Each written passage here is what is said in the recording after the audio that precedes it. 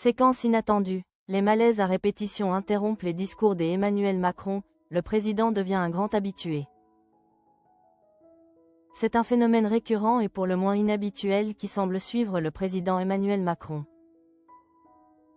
Ses discours publics, qu'ils se déroulent en France ou à l'accent aigu étranger, sont régulièrement interrompus par des malaises de personnalités ou de membres du public. Ces incidents, filmés intégralement, créent de gros moments de malaise mais témoignent aussi de la réaction rapide et désormais rodée du chef de l'État. Deux épisodes rapprochés, survenus en janvier 2024, avaient particulièrement marqué les esprits, ravivant le souvenir d'une longue série d'incidents similaires autour du président.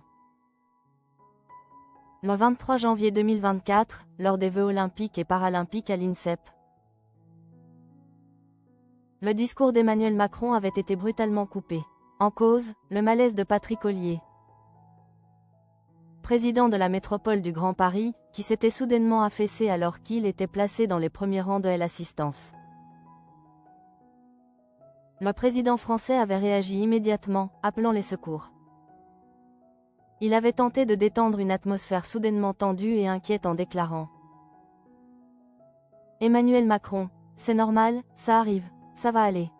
S'il y a des pompiers de service ou un service médical, il ne faut pas rester debout après ça, président. L'assistance avait été invitée à rester calme pendant l'intervention de l'équipe médicale. La séquence avait rapidement fait le tour des réseaux sociaux, beaucoup de commentateurs relevant la fréquence de ces incidents en présence du chef de l'accent aigu TAT. Seulement 3 jours plus tard, le 26 janvier 2024, un nouvel épisode de ce type avait surpris le mari de Brigitte Macron. Lors d'une rencontre avec la communauté française à New Delhi. Cette fois, c'est une femme située au premier rang qui avait fait un malaise en pleine intervention présidentielle. Dès qu'il avait remarqué la scène, Emmanuel Macron avait interrompu son discours. L'assistance, totalement silencieuse, avait observé l'intervention rapide et désormais calme du président,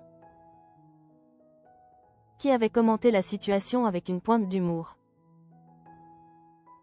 Emmanuel Macron, je crois que la dame ne se sent pas bien. Mieux vaut prévenir, je suis un grand habitué. Ne vous inquiétez pas. Il avait ensuite ajouté, s'adressant aux volontaires et au public, s'il y a d'autres volontaires. Le mieux, c'est de le dire dès qu'on se sent pas bien parce que sinon, on tombe. Voilà, il n'y a pas de problème, ce sont des petits malaises vagos. Ces épisodes n'étaient effectivement pas isolés et avaient rappelé que ce type de scène n'était pas nouveau sous le quinquennat d'Emmanuel Macron. 19 janvier 2024, 2 militaires avaient perdu l'équilibre lors des vœux aux armées. Janvier 2023, une jeune apprentie avait fait un malaise pendant la galette des rois à l'Élysée. Juin 2023, un garde républicain s'était retrouvé dans la même situation sur le perron du palais. À chaque fois, le président avait systématiquement interrompu son discours pour s'assurer de l'état de la personne concernée. Selon les spécialistes, les raisons de ces malaises, souvent des malaises vagos, peuvent être multiples et simples à la fois.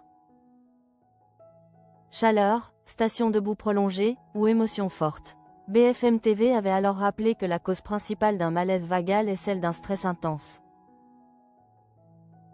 Malgré la succession de ces incidents qui suscitent toujours l'inquiétude, les secours ont toujours pu intervenir rapidement et aucune complication grave n'a jamais été signalée.